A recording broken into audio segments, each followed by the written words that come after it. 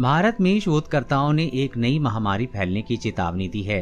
पुणे और चंडीगढ़ में शोधकर्ताओं के एक ग्रुप ने उत्तर पश्चिमी घाटों में आमतौर पर पाए गए जान लेने वाले हल्के विषैले वाइन स्नेक के स्टूल से 2 नए मल्टी ड्रग रेसिस्टेंट बैक्टीरिया की खोज की है। टीम के मुताबिक सांप के मल से अलग किए गए नए बैक्टीरिया में कम से कम 35 एंटीबायोटिक दवाओं के लिए रेसिस्टेंस है।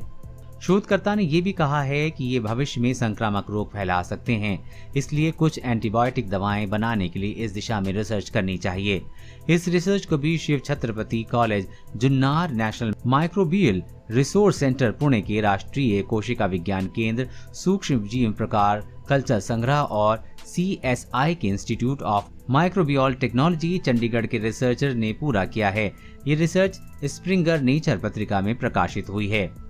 रिसर्चर डॉक्टर रविंद्र चौधरी ने कहा है कि जानवरों के स्टूल में मौजूद सूक्ष्म जीव मनुष्यों और अन्य जानवरों के साथ बारिश के मौसम में पानी के प्रवाह और हवा के जरिए बहुत आसानी से संपर्क में आ जाते हैं। उन्होंने कहा कि यहाँ बताया गया बैक्टीरिया प्ल्यूनोकोकासी वर्ग के तहत आता है और इस वर्ग की कुछ प्रजातियां रोग पैदा कर सकने वाली प्रकृति की होती हैं। इसलिए सांपों में बैक्टीरिया की पहचान करना आवश्यक है, क्योंकि वो संक्रामक रोग फैला सकते हैं। ऐसी आशंका है कि इन नए खोजे हुए जीवाणु के कारण संक्रामक रोग हो सकता है। डॉक्टर चौधरी ने कहा कि आमतौर पर किसी भी संक्रमण के इलाज में एंटीबायोटिक्स का इस्तेमाल किया जा सकता है, लेकिन सांप में मिले इन जीवाणुओं पर 35 प्रकार के एंटीबायोटिक्स बेअसर हैं।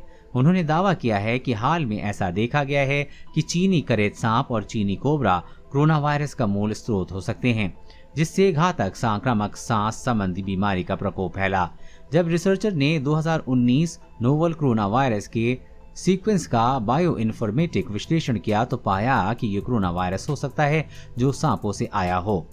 कोरोना वैक्सीन और लॉकडाउन से जुड़ी हर खबर सबसे पहले पाने के लिए चैनल को सब्सक्राइब करें और अपने दोस्तों के साथ शेयर करना न भूलें।